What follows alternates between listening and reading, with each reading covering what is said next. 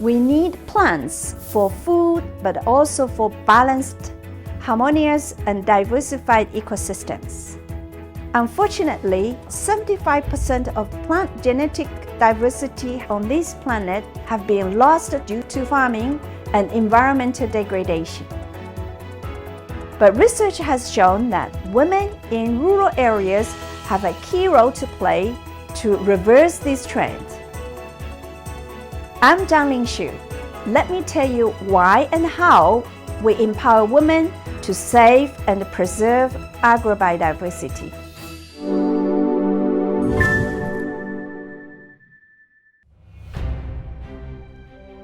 Hello and welcome to China Talk. My name is Zhang Linxiu, and I'm Director of the United Nations Environmental Programme, International Ecosystem Management Partnership. Let me ask you something. How can empowering women better enhance agrobiodiversity? You may ask, why should we single out women? Well, it all begins with a seed. I will start with a story of Stone Village in Lijiang in southwest China's Yunnan province.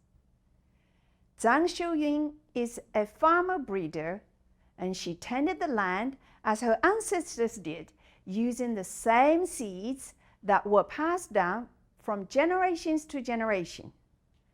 But that was to change. About 10 years ago, we partnered with the Farmers Seed Network, an NGO, to provide training to local women in traditional agrobiodiversity conservation. Xiuyun attended the training sessions and paired up with a team of breeders. She soon learned to collect, classify, and select landrace varieties. She became an expert in her own right. Over the past decade, she has bred and tested 49 varieties of corn. There are now seeds named after her, among which Xiuyun No. 1, No. 2, and No. 3, and they have made their way in the United States, Peru, and India. Xiuyun herself has also had the opportunity to travel abroad 4 times to visit Latin America and Europe. She used the seeds brought back from abroad as well as the traditional varieties in China to make improvements and bred new corn seeds after 2 or 3 years of trial and error. With a higher germination rate and less corn straw, these seeds are more suitable for mountain crops. Moreover, corn curbs are full and the harvest is plentiful. And Xiuyun now leads a team of women breeders in the village. The varieties they produce are tailored to natural conditions of the region with high climate resilience. Xiuyun and her co-breeders produce these new seeds, but they also protect the traditional varieties. And in 2016, the Stone Village established its own seed bank. It's managed by the village's women's team. The seed bank has already preserved 113 local varieties to this day, and 63 varieties have been registered.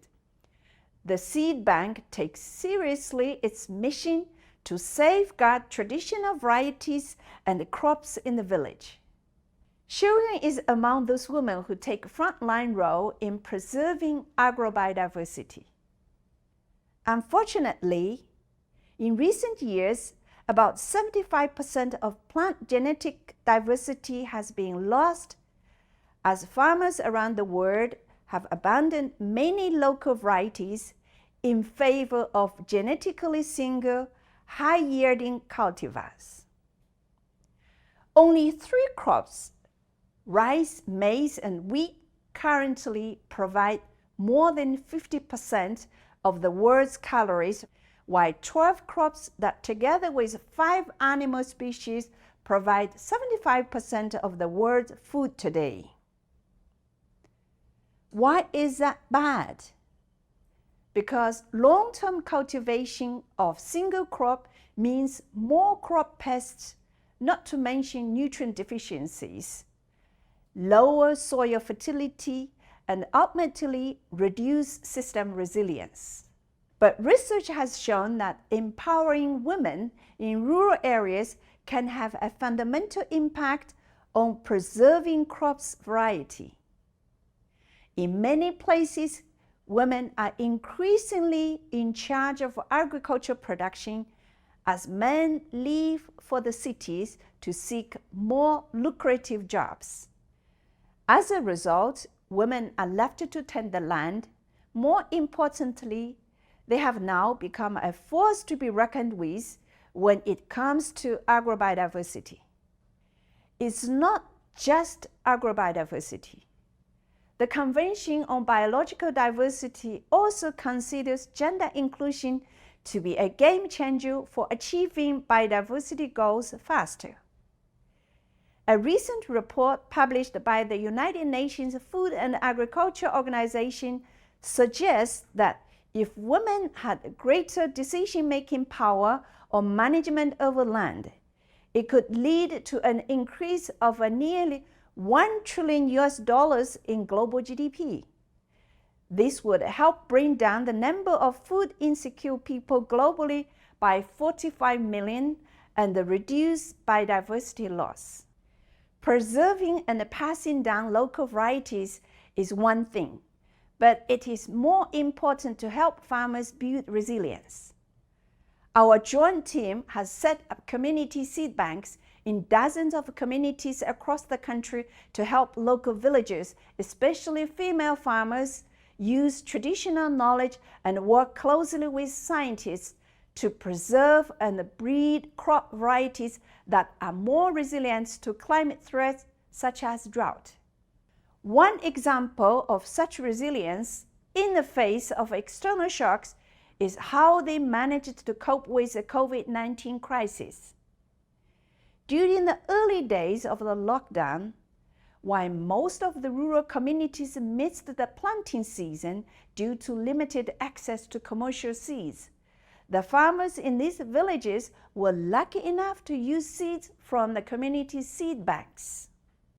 UN Secretary General Antonio Guterres warned that many ecosystems have passed the point of no return, and it's already undermining the well-being of nearly 40% of the world's population. In this context, women are on the front lines of climate and conservation action. It also means they face greater risks. Worldwide, women do more than 70% of the water management and collection work, and make up an average of 43% of the agricultural workforce in developing countries. But the reality is that many of our policies are gender neutral and do not take into account women's specific features, as well as their perception of the ecosystems and their expectations in terms of behavior. This is a real concern, given that women tend to have a limited voice in environmental decision-making. When China became the chair of the COP15 of the Convention of Biological Diversity, we began to share our experiences with the negotiation parties of the convention, such as taking into account the role of remote communities and the role of women in biodiversity conservation. It played a positive role in Kunming-Montreal Global Biodiversity Framework. In terms of climate and environmental action, green transition and disaster prevention and mitigation, the needs and rights of women and girls must be fully addressed. They should be protected and empowered to strengthen the resilience of the entire socio-ecological system. Let's equip women with good education and skill training. Let's improve health and other basic services provision for women. And let's increase women's access and decision-making power when it comes to land, water, and other resources. These changes will be so essential to help women and all of us in the fight against climate change and the protection of our ecosystems and biodiversity. Thank you so much.